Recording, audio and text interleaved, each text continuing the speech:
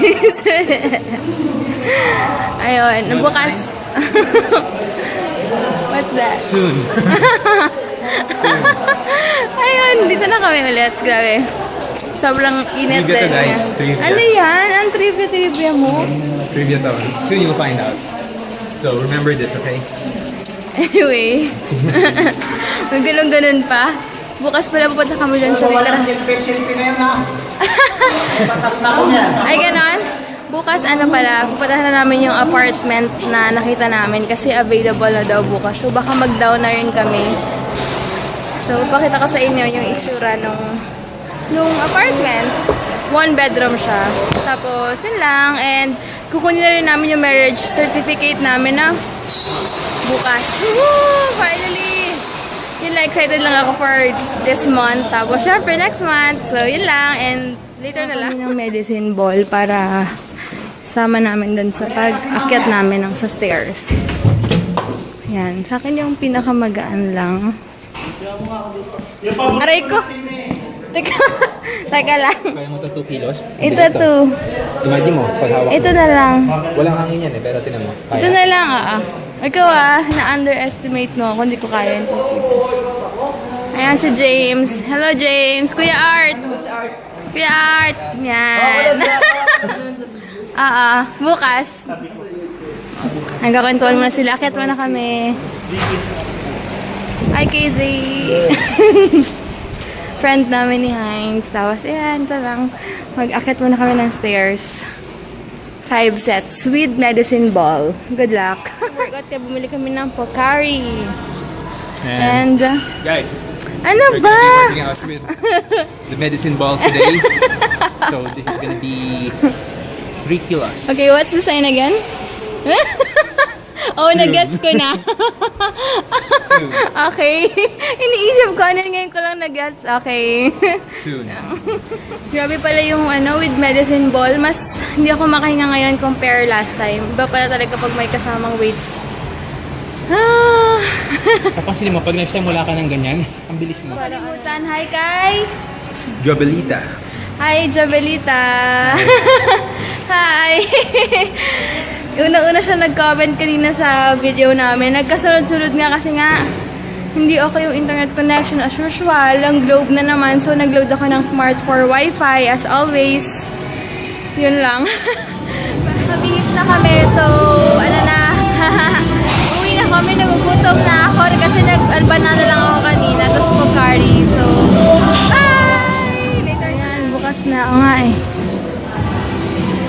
Ito pala may church din dito. Our workout was a blast. Sulit, no? I should Sarap say, ng feeling. it was a blast. It was a blast. Aray ko, mamaya mag-idlip ulit ako. 1 hour. Naglalakad na kami. Wala masyadong traffic. Buti naman.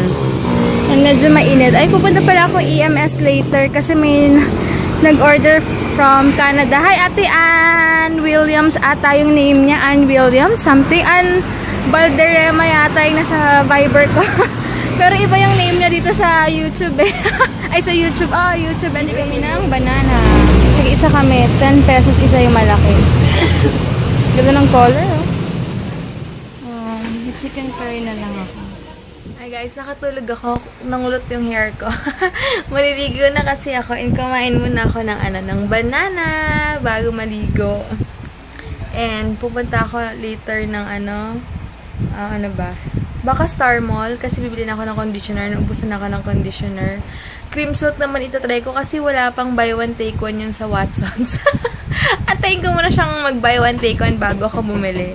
And later na lang, dilakas ng ulan, naabutan na ako ang lakas-lakas.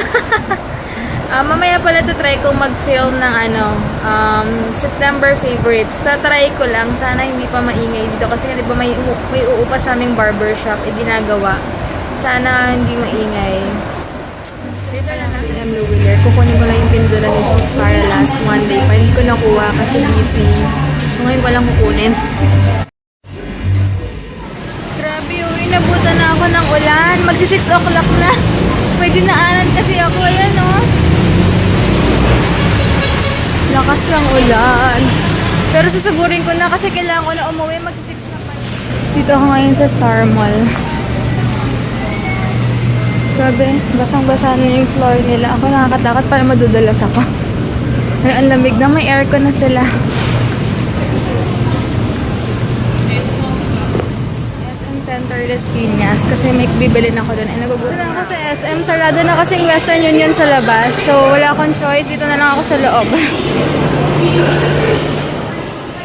Nag-Jollibee na lang ako para mabilis. Inabutan ako ng ulan, pero sa bahay na ako. Tapos nagpapatawag sa akin si mama, so tawagan ko muna. Ayun yun nga, nag-take out na ako ng burgers dito. Kakain na ako. And hi kay Ate Mariel pala, nakita ko siya kanina. And isa yun sa ninang namin. Tapos, ay, wait lang. Kasi may nagpadala daw ng, ano sa akin, ng sister-in-law niya. Kumorder siya ng soap sa akin. Tapos, pinadala niya ako ng ng mga necklace or something. Kay ate, thank you kay Janeline for Hafter. Ang hirap ng pangalan. And Charita Adapter. Yun. And from Austria daw yung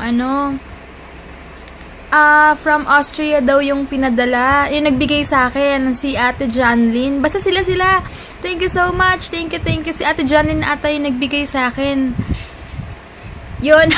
Naguluhan ako. Basta Ate Janlyn, super duper. Thank you. Yun si Janlyn for Hafter. Thank you so much. Excited na ako makuha yung padala mo sa akin. And pipick upin ko lang siya sa LBC. Siguro sabi by Friday daw ng afternoon. Thank you so much. Excited na ako. Babalitaan ko kayo kapag nakuha ko na. Kaya mag-alala, gagamitin ko yon sa mga OOTD ko. Super duper thank you. Hindi ko talaga ina-expect na may bibigay ka sa akin. Thank you so much. Have a safe flight, ate. Bye! And ang layo nyo kasi, Bicol pa kayo. Pero sana magkita tayo pag umuwi ka ng Manila. Pag umuwi ka ulit dito, sana naman mag-visit ka sa Manila. Pero naalala ko nga, nag-usap tayo dati. Basta super duper thank you. God bless. Bye na guys. Mag-aayos pa ako kasi gagawa ko ng September favorites. Bye!